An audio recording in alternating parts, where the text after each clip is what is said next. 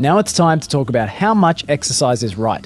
And this is a very, very important question, and probably one that you've been thinking about already.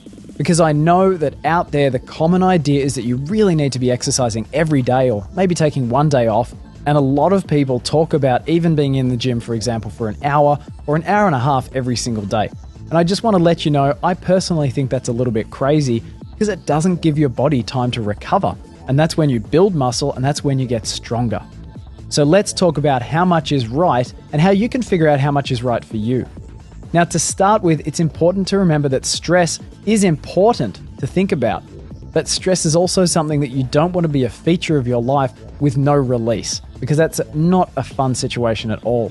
Now, try to limit stress as much as you can, because we know that we talked about stress in terms of fat loss, and we discovered that in fact stress can be a really big contributor to not losing fat or not losing it as fast as we'd like.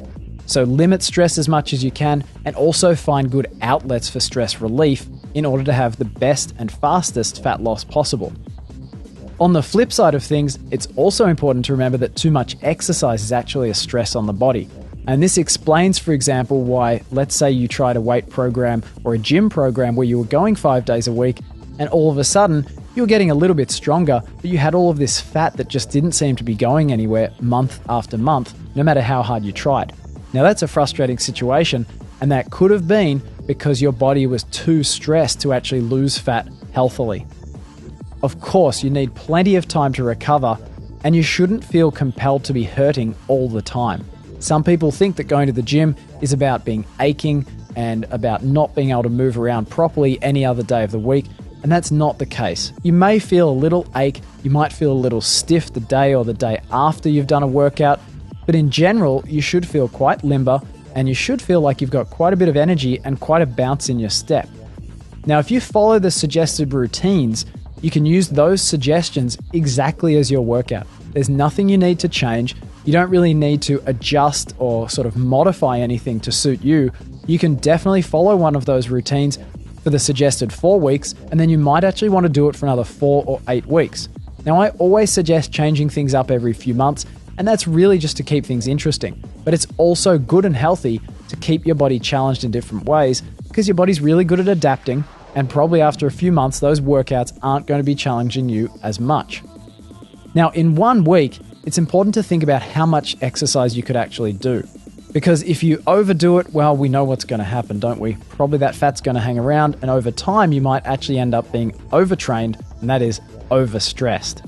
So in 1 week, you should do no more than 2 weight sessions and definitely no more than 2 other exercise sessions. And bear in mind that the weight sessions we've talked about, well, you could interchange them with the other workouts I mentioned. So that could be the one with the kettlebell and the myostatic crunch, or it could be some of those other home-based efforts as well. But it's important to remember 2 sessions that challenge your muscles and then no more than 2 other exercise sessions, which for example may take the form of interval training like we've discussed. An example to this, and this is the upper limit of how much exercise you would want to be thinking about doing, is perhaps going to the gym on a Monday and doing some weights. Then you'd have a rest on Tuesday because you've really hit your body quite hard with those weights.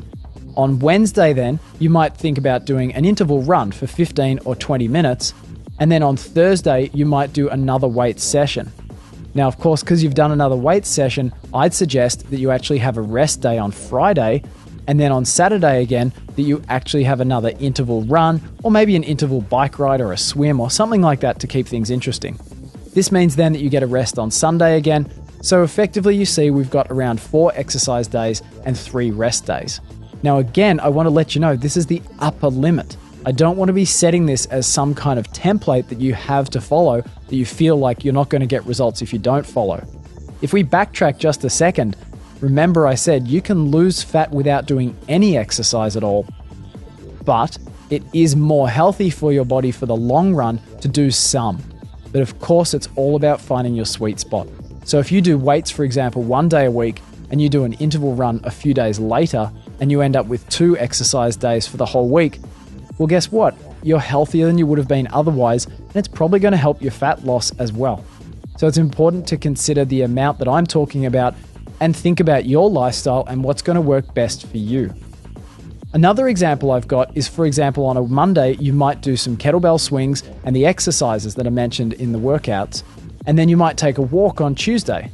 On Thursday, having had a rest day on Wednesday, you might do some kettlebell swings again, and then on Saturday, you might play a game of squash. And that's a good example of how there's a recreational sport included in your routine, as well as plenty of time to rest. And the key takeaway from this whole section is to think about what you like doing. I don't want you to be forcing yourself to do things that you're not finding particularly enjoyable and that you're probably not going to want to do for more than a couple of weeks. You can only use willpower so much, and after a while, you're going to find some really, really good excuses not to go along and do those workouts anymore. So I want you to pick something right now that you think sounds pretty good for you. And what I'd actually like you to do is pull out a piece of paper, or again, open up a Word document, because remember, you have to get involved in these sessions.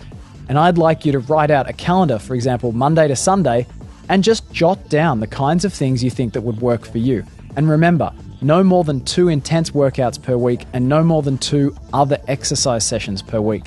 So if you play a game of recreational soccer, or maybe some basketball one day, probably put that in your schedule first, and then build the rest of your workouts around that. And remember to include lots of rest days peppered through the week, rather than trying to bunch them all up together, for example, in the middle of the week or at the end of the week.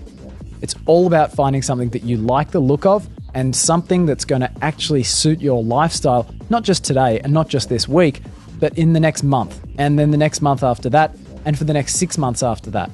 But that's not to say that you can't change things and adjust things. It's just to let you know that this is really flexible, and that if you do a few exercise sessions per week, then you're doing great things for your health, and you're also doing great things for your fat loss.